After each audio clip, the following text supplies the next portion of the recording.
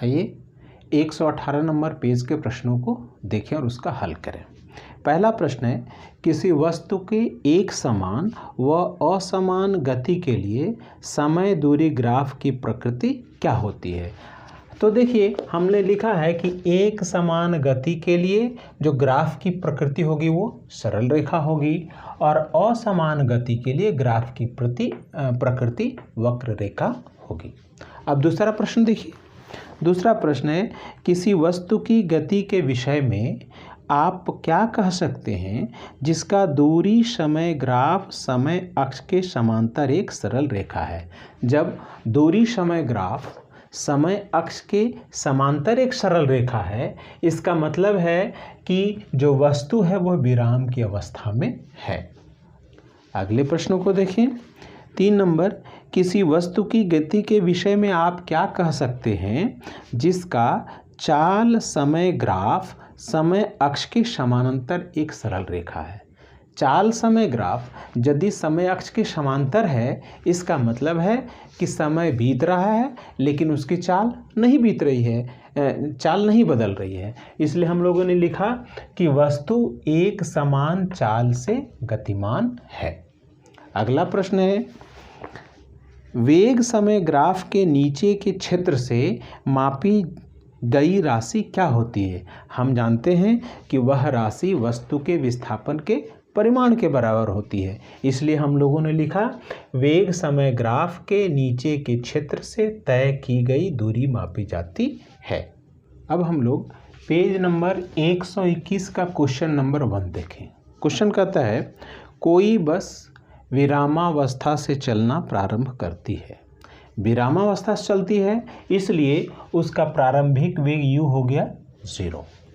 फिर कहता है 2 मिनट तक, समय कितना है 2 मिनट, तो हमने लिखा t बराबर 2 मिनट, इसको सेकंड में चेंज कर दिए तो हो गया 120 सेकंड।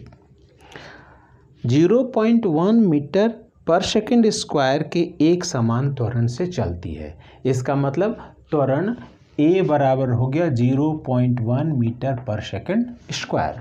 अब इसमें a और b दो चीज़ लिख लेते हैं। a कहता है प्राप्त की गई चाल। तो आइए हम लोग देखें, प्राप्त की गई चाल मन अंतिम चाल हो गई। हम लोग इस सूत्र का प्रयोग करेंगे v = u + at। तो यहाँ बैठा है v = u हमारा हो गया कितना 0 और यहाँ पे a हो गया 0.1 और t समय हो गया 120 यहाँ से बैठा है। तो ये तो 0 हो गया, ये हो जाएगा कितना 12 मीटर प्रति सेकेंड। अर्थात वह जो बस है वह 12 मीटर प्रति सेकेंड का चाल प्राप्त करेगी। बी में कहता है कि तय की गई दूरी हमको परिकलित करना है। तो देखिए दूरी के लिए तय की गई दूरी का सूत्र हम लोग लगाएंगे, जो हम लोग सूत्र पढ़ चुके हैं, s बराबर ut + ½ at स्क्वायर। तो यहाँ देखिए u हो गया 0, t हो गया 120, 1/2 और ये हम लोग बैठा है 0.1 और t स्क्वायर तो 120 × 120। इसी को हल करें बराबर, ये देखिए हम लोग काट देते हैं, कितना हो गया 60। तो ये तो 0 हो गया, इसको छोड़ दे रहे, इसको लिखा जाए तो ये हो गया आपको 0.1 में 6 से करेंगे तो हो जाएगा 6 × 120 मीटर, तो हो गया 720 मीटर। अर्थात वह कुल दूरी तय करेगी 720 मीटर। आइए प्रश्न नंबर 2 को देखें।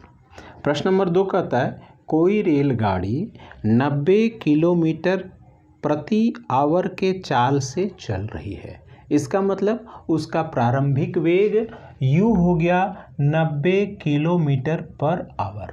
इसी को मीटर पर सेकंड में चेंज करने के लिए हम लोग क्या किए भाई, 5/18 से मल्टीप्लाई कर दिए। इसको काटिए, 18 × 5 = 90, तो हो गया 25 मीटर प्रति सेकंड। फिर आगे कहता है, ब्रेक लगाए जाने पर वह -0.5 मीटर पर सेकेंड स्क्वायर का एक त्वरण उत्पन्न करती है। तो त्वरण है -0.5 मीटर पर सेकेंड स्क्वायर, तो यहाँ त्वरण a लिख दिए हैं -0.5 मीटर पर सेकेंड स्क्वायर। तो कह रहा है कि रेलगाड़ी विरामावस्था में आने से पहले कितनी दूरी तय करेगी। विरामावस्था का मतलब कि उसका अंतिम वेग v बराबर हो गया 0। तो हम लोग गति का समीकरण ये लगा दें 2as बराबर v square minus you square से सबका मान बैठाइए। यहाँ हो गया 2a हो गया माइनस 0.5 इंटू एस बराबर v है हमारा 0 माइनस u है 25 का हो जाएगा स्क्वायर। तो आइए ये कितना हो गया, ध्यान दीजिए ये 2 और माइनस 5 मिलकर हो जाएगा -1 इंटू एस बराबर ये है -25 से 625, दोनों तरफ माइनस माइनस प्लस हो जाएगा। दिस एम्प्लाई एस बराबर 625 मीटर, अर्थात वह 625 मीटर दूरी तय करेगी। अब आइए क्वेश्चन नंबर हम लोग देखें 3। क्वेश्चन नंबर 3 कहता है एक ट्रॉली एक आनत तल पर 2 मीटर पर सेकंड स्क्वायर के त्वरण से नीचे जा रही है। मतलब त्वरण हो गया 2 मीटर पर सेकंड स्क्वायर और जा रही है, मतलब वो शुरू की है अपनी यात्रा को, तो उस समय वो शुरू में होगी वो विराम में, इसलिए प्रारंभिक वेग u बराबर हो गया है 0। फिर आगे प्रश्न में कहता है कि गति प्रारंभ करने के 3 सेकंड के पश्चात उसका वेग क्या होगा। तो समय हो गया 3 सेकंड और अंतिम वेग v वाट, मतलब हम दिए हैं कि वह क्या होगा। तो आइए हम लोग इस सूत्र का उपयोग करें v बराबर u प्लस AT से। v बराबर u हमारा हो गया क्या 0 प्लस a है 2 और समय है 3 सेकेंड, तो v बराबर हो गया 6 मीटर प्रति सेकेंड। इसका मतलब वह 3 सेकेंड के बाद 6 मीटर प्रति सेकेंड का वेग प्राप्त करेगी। आइए अब 4 नंबर प्रश्न को देखा जाए। 4 नंबर प्रश्न कहता है एक रेसिंग कार का एक समान त्वरण 4 मीटर प्रति सेकेंड स्क्वायर है, अर्थात त्वरण a बराबर हो गया 4 मीटर प्रति सेकेंड स्क्वायर। और ध्यान दीजिए गति प्रारंभ करने के 10 सेकेंड पश्चात, इसका मतलब शुरू में वो विराम अवस्था में है, इसलिए हम लोग ने लिखा प्रारंभिक वेग u बराबर 0 और समय कितना है 10 सेकेंड के पश्चात, तो t बराबर हो गया 10 सेकेंड। इसमें कहता है कि वह कितनी दूरी तय करेगी यह हमको ज्ञात करना है, इसलिए हमने लिखा है s इक्वल्स टू वाट। तो अब आइए हम लोग इसको बनाते हैं s बराबर ut plus half AT square सूत्र लेते हैं।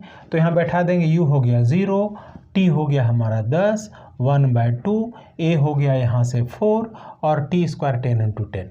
इसको हम लोग ज़रा क्रॉस कर दें। तो ध्यान दीजिए s बराबर क्या हो जाएगा, ये तो 0 हो जाएगा, ये हो गया 10 में 10 100 में 2 से गुना करेंगे तो कितना हो गया 200 मीटर, अर्थात कुल दूरी हो जाएगी 10 सेकेंड के बाद 200 मीटर। आइए अब 5वें प्रश्न को देखा जाए। 5वां प्रश्न कहता है किसी पत्थर को ऊर्ध्वाधर ऊपर की ओर 5 मीटर प्रति सेकेंड के वेग से फेंका जाता है, मतलब उसका प्रारंभिक वेग u हो गया 5 मीटर प्रति सेकेंड। फिर ये कह रहा है कि यदि गति के दौरान पत्थर का नीचे की ओर दिष्ट त्वरण 10 मीटर प्रति सेकेंड स्क्वायर है। देखिए त्वरण नीचे की ओर है, वस्तु ऊपर की ओर जा रही है, तो त्वरण a बराबर हो गया -10 मीटर प्रति सेकेंड स्क्वायर। हमको यहाँ ज्ञात करने के लिए कहता है कि वह कितनी ऊंचाई प्राप्त करेगा और वहाँ पहुँचने में उसे कितना समय लगेगा। तो यहाँ s कितना है सो निकालना है और t कितना हुआ सो निकालना है। हम जानते हैं कि जब पत्थर अधिकतम ऊंचाई पर पहुंच जाएगा तो उसका वेग 0 हो जाएगा, तो अंतिम वेग v बराबर 0। अब आइए सूत्र का उपयोग करें 2as बराबर v square minus u square से। देखिए यहाँ 2 हो गया -10, यहाँ s 0 - 5 स्क्वायर, तो ये मल्टीप्लाई के -20s तो हो गया इक्वल्स टू -25। अब देखिए s बराबर यहाँ 20 को इधर ले गए तो -25 बटे -20 काट दिए तो 5/4 मीटर, तो s दूरी 5/4 मीटर अर्थात 1.25 मीटर। अब अगला भाग कहता है कि t निकालना है, तो आइए हम लोग यहाँ निकाल दें। v बराबर u प्लस 80 से। आइए v हमारा क्या है 0, u हमारा कितना है 5 प्लस a है -10 और इंटू t हमको निकालना है। दिस इम्प्लाइज, इसको हम इधर ले आते हैं तो इसको अभी ऐसे ही रख देते हैं 5 - 10t। दिस इम्प्लाइज, इसको इधर ले आते हैं हो गया 10t बराबर 5। अब ये आगे हो गया 10 = 5/10 सेकेंड, तो 1 और ये 2 बराबर 1/2 सेकेंड, मतलब इसको 0.5 सेकेंड, अर्थात उसको वहाँ तक पहुँचने में 0.5 सेकेंड लगा। इस तरह से हम लोगों ने पूरा इन टेक्स्ट क्वेश्चन को ख़त्म किया।